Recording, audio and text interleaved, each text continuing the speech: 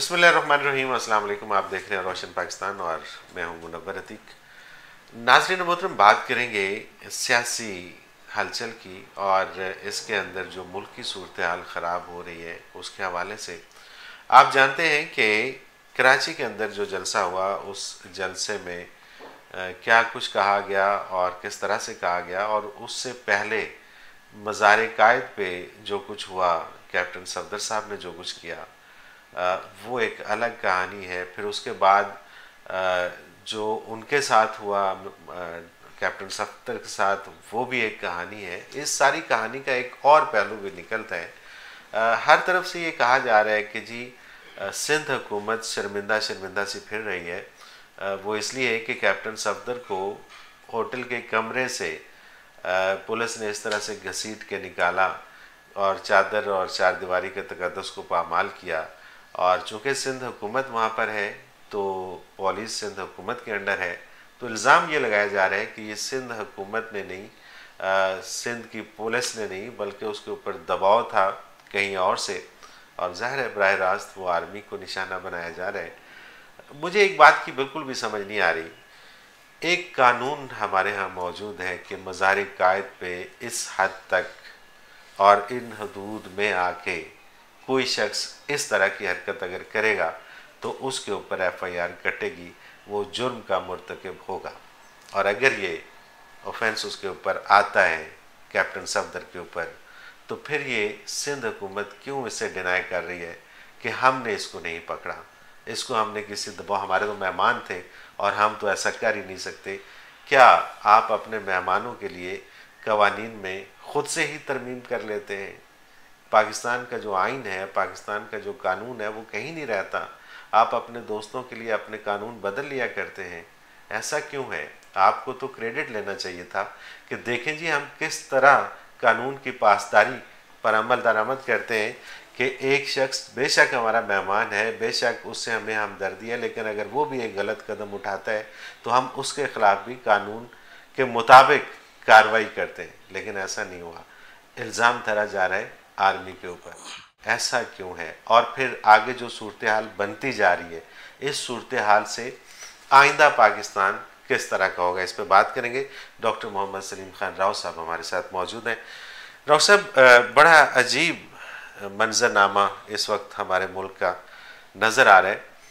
एक तरफ जो अपोजिशन है वो निकली थी कि जी हम महंगाई के ख़िलाफ़ जदोजहद करेंगे और महंगाई को काबू में लाएंगे और प्रेशर बिल्डअप करेंगे हुकूमत के लिए कि किसी भी तरह से जो गरीब आदमी है उसके ऊपर जो महंगाई का बोझ है वो ज़रा कम किया जाए।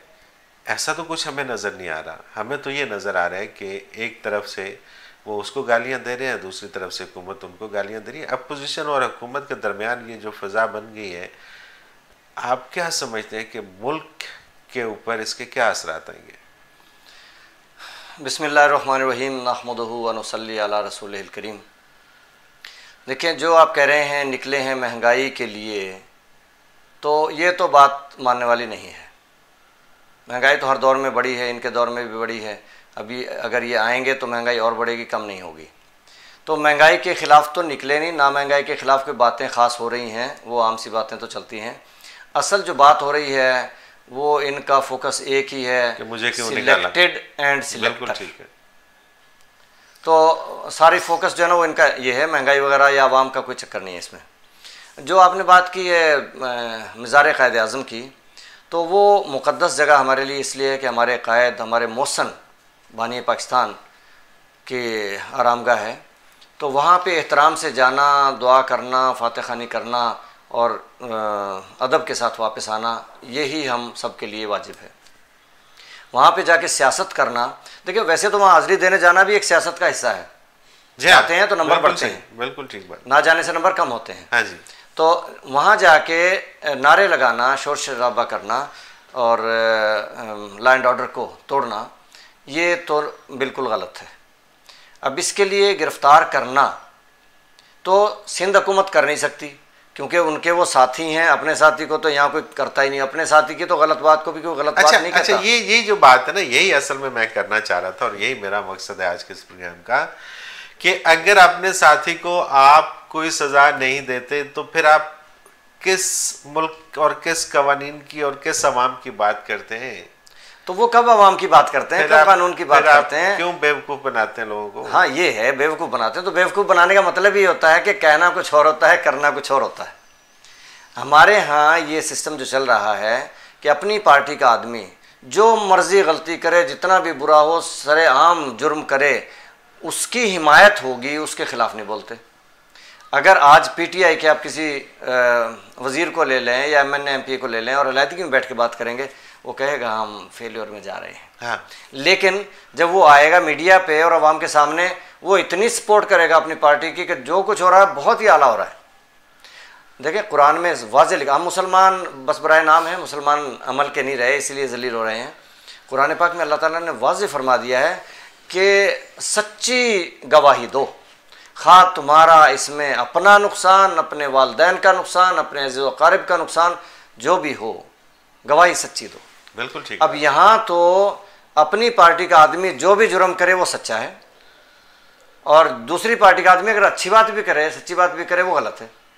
ये चीज़ चल रही है हमारे यहाँ। इस्लाम तो दूर की बात है, इंसानियत भी ख़त्म हो गई है।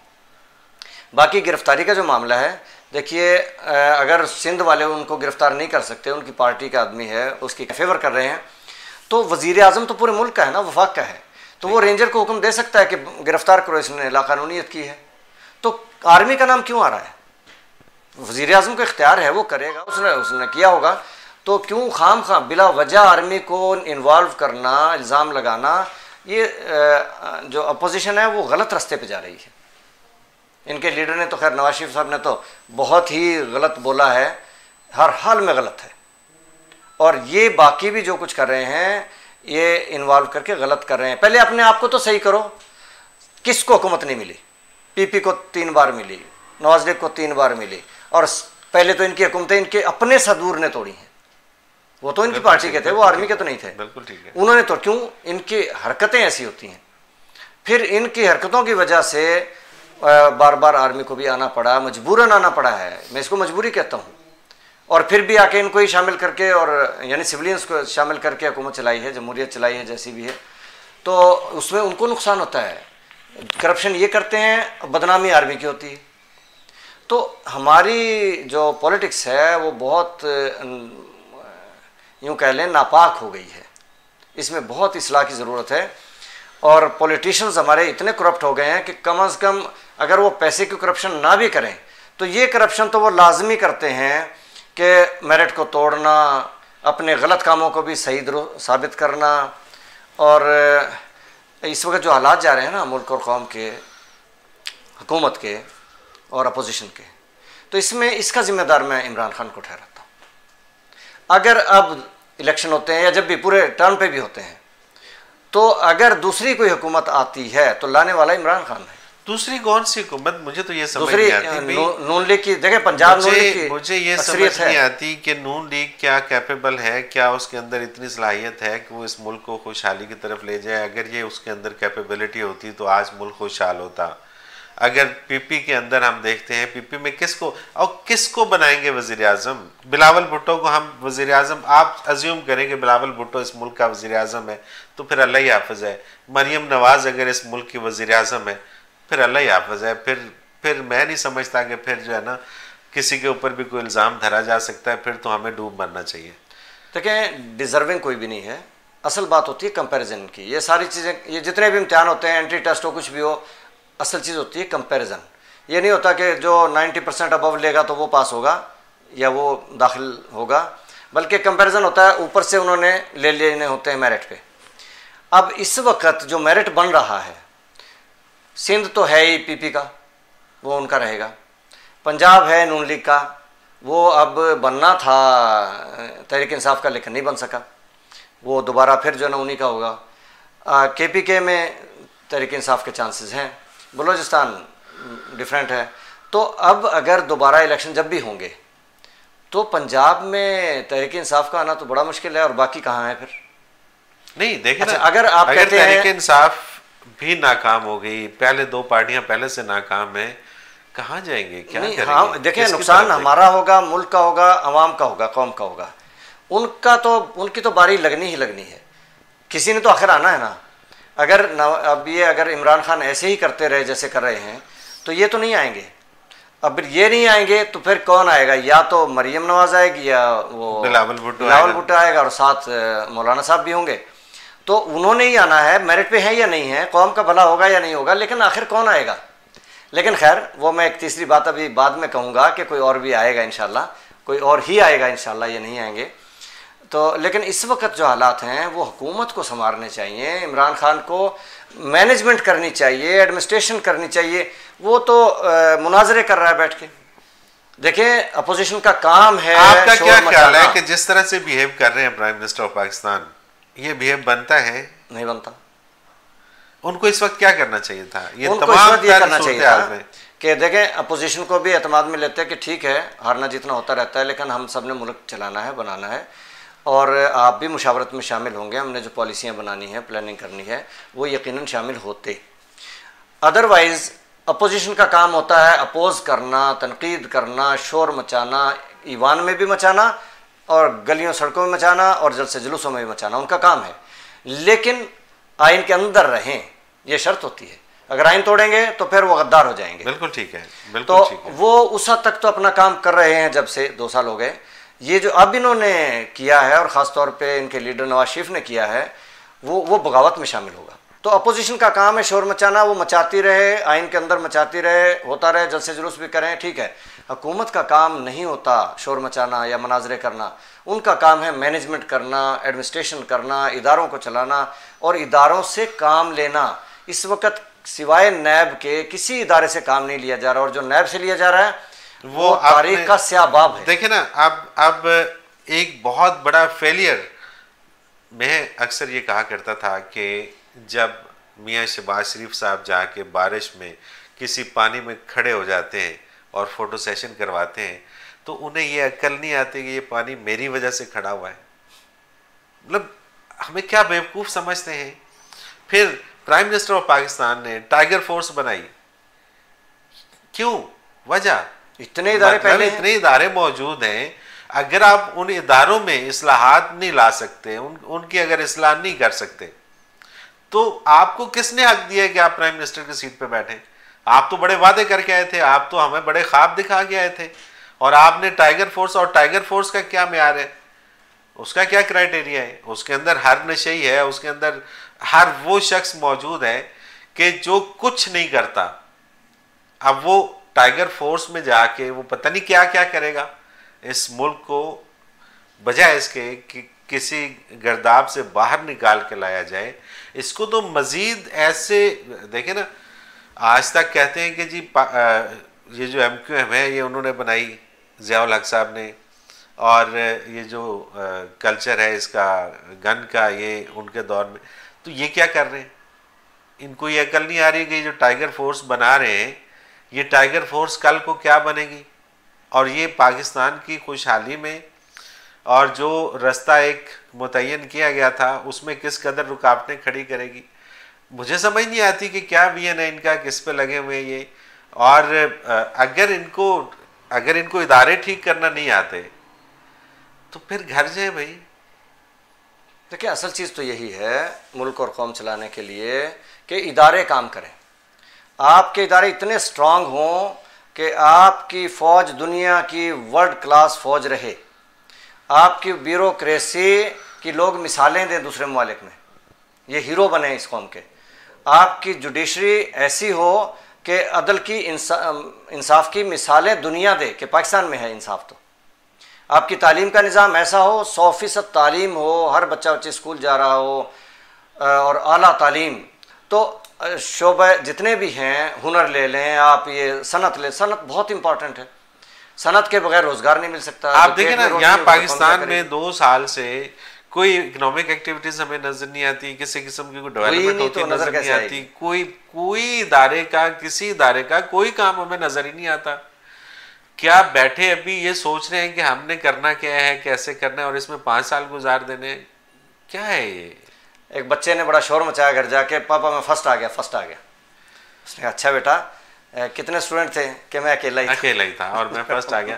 तो इनके साथ मेरा ख्याल है कुछ ऐसा ही चल रहा है, क्योंकि पाकिस्तान के अंदर अगर आप जब प्रोजेक्ट करेंगे ही नहीं तो कह सकते हैं कि जी हमने कोई करप्शन नहीं की, कोई एक्सप्रेसिव साबित करे, प्रोजेक्ट ही नहीं किए कोई नहीं। लेकिन करप्शन की तो इंतहा है, करप्शन की तो मैं आपको ये बात बता दूं, आज मेरी नोट कर लीजिए कि जब ये लोग जाएंगे तो करप्शन की वो दास्तानें खुलेंगी कि पिछली सारी दास्तानें उसके अंदर दफन हो जाएंगी। बिल्कुल सही। ये तो देखें इनके अपने MNAs ये इकरार कर रहे हैं कि 10 गुना बढ़ गई है करप्शन। बिल्कुल ऐसे जब अपने ये कह रहे हो तो मुखालिफ क्या तो नजर आता है। हम जिस रोशन पाकिस्तान की बात करते हैं डॉक्टर साहब, जिस रोशन पाकिस्तान की हम बात करते हैं, इस रोशन पाकिस्तान में आपको पाकिस्तान रोशन कहीं नजर आता है? किस तरह से हम इसको कब कह रहे हैं? हम तो रोशन पाकिस्तान के ख्वाब देख रहे हैं और नक्शा बना रहे हैं। देखें आप ट्रैफिक के मसाइल हल करना कोई मुश्किल नहीं, 1 हफ्ते का काम है, आपकी ट्रैफिक दूसरे मुल्कों की तरह सीधी हो सकती है और इतने जुर्माने और आपका खजाना भर जाएगा, तो आपके तजावज़ात ख़त्म हो सकते हैं, दुकानों का सामान वापस दुकानों में जा सकता है, फुटपाथ खुले हो सकते हैं, सब कुछ हो सकता है और ख़जाना भी भर जाएगा। आपकी ज़कात इकट्ठी करने से आपकी मैशत इतनी खुशहाल होगी, आप कर्जे लौटा देंगे, कर्जे लेने की ज़रूरत नहीं पड़ेगी। बात फिर वहीं पे आती है ना डॉक्टर साहब कि ये करेंगे, बिलावल भुट्टो करेगा, मरियम नवाज करेगी, इमरान खान साहब करेंगे। इमरान खान साहब के पास तो मौका है, अभी तो टाइम है, ये क्या ये करेंगे ये सारा कुछ? देखें नजर आता है इस वक्त कौम इतनी महरूम, मजलूम, महकूम हो चुकी है कि अब कौम उठेगी। अब कौम उठेगी। हाँ, लोग निकलेंगे, मजलूम लोग निकलेंगे और जब इनका लहू गर्म होगा, गर्म हो जाता है जब। अच्छा एक बात मुझे, एक डॉक्टर साहब मुझे एक बात बताइए, हमारी जितनी भी सियासी तरबियत हो रही है और जो सियासतदान पैदा हो रहे हैं वो सारी स्टीरियोटाइप है, एक ही तरह की हुई जा रही है। मतलब वो एक पार्टी से मनसूब होते हैं, मुंसलिक होते हैं पार्टी के साथ, फिर उस पार्टी के लिए नारे मारते हैं, फिर वहाँ से काउंसलर का इलेक्शन लड़ते हैं, फिर आगे, मतलब यही तरबियत गाह है। और इसी तरह से उसी ख़ास एक पैटर्न के अंदर वो तरबियत हासिल करते हैं और फिर वही जाके सारा कुछ जब आला मनसबों में पहुँचते हैं फिर वही सारा कुछ होता है। उसके अंदर पाकिस्तान की खुशहाली, पाकिस्तान का इस्तेकाम, पाकिस्तान की तरक्की कहीं पे भी नहीं होती। वो सिर्फ ये होता है कि एक काउंसलर होता है, वो उसके साथ 4 लोग आते हैं, वो कहते हैं हमारा ये मसला है, वो उठ के साथ जाता है, वो जाके प्रेशर डालता है 4 लोगों के ऊपर, उनका मसला हल करता है। यही काम ऊपर तक होते रहते हैं कि जो लोग उनके अपने होते हैं उन्हीं को नवाजते हैं, उन्हीं के पीछे जाते हैं, उन्हीं का ख्याल करते हैं। अवाम गई भाड़ में, कोई अवाम का ख्याल नहीं करता, किसी को अवाम की फिक्र नहीं है। किस तरह से अगर ये हमारी तरबियत यही रहेगी, यही हमारा सिलसिला तरबियत का रहेगा, तो किस तरह से हम तवक्को करें कि आने वाले वक्त में कोई बेहतर आदमी आके इस मुल्क की बागडोर संभालेगा और मुल्क तरक्की करेगा? देखिए, अगर मदरसे से तरबियत याफ्ता निकलेंगे तो यकीनन मौलवी निकलेंगे। अगर सिंगिंग एकेडमी या सिंगर एकेडमी से कोई अगर निकलेंगे तो सिंगर्स निकलेंगे। मेडिकल कॉलेज से तो डॉक्टर ही निकलेंगे, इंजीनियर नहीं निकलेंगे। इसी तरह से जो मौजूदा सियासी सिस्टम चल रहा है, निज़ाम चल रहा है, इसमें जो तरबियत हो रही है, जो लोग निकलेंगे वो इसी तरह के रिवायती सियासतदान निकलेंगे। हमें ये इदारे बनाने पड़ेंगे तरबियत के कि जिसमें हम अपनी नस्लों को तरबियत दें कि हमें मुल्क के लिए, कौम के लिए क्या करना है। ये जो रोशन पाकिस्तान की आप बात कर रहे हैं, वो जो किताब है आपके हाथ में रोशन पाकिस्तान, इसमें वो स्केच दिया है, वो नक्शा दिया है कि इस शोबे में ये काम करने होंगे तो फिर ये कौम और ये मुल्क स्टेबल होंगे। अब इसी पे हमें अपनी नस्लों की तरबियत करना होगी कि हमें ये काम करने हैं। अब हमारी जो इल्म ऑनर फाउंडेशन है उसमें प्रोग्राम होते हैं, मैं भी जाके लेक्चर देता हूँ, तो मैं उनसे ये सवाल करता हूँ बच्चों से कि बच्चे आप बनोगे वज़ीर तालीम, बताओ क्या क्या करोगे। अब वो जो उसमें 9 पॉइंट्स लिखे हैं वो फटाफट यूँ गिनवाते हैं कि ये करूँगा, ये करूँगा, ये करूँगा, और ये काम हो गए तो हम दुनिया की बेहतरीन कौम होंगे।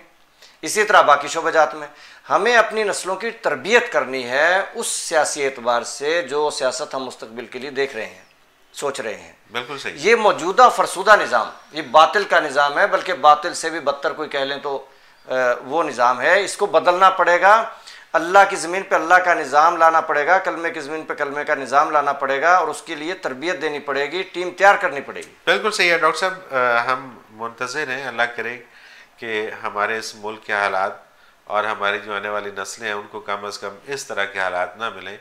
उनको कोई खुशहाल पाकिस्तान मिले, उनको कोई तरक्की याफ्ता पाकिस्तान मिले। आपका बहुत शुक्रिया, आपने वक्त दिया। नाज़रीन, इसके साथ ही हमारे प्रोग्राम का वक्त अपने इख्तिताम को पहुँचा। मुनव्वर अतीक को इजाज़त दीजिए। अल्लाह निगहबान।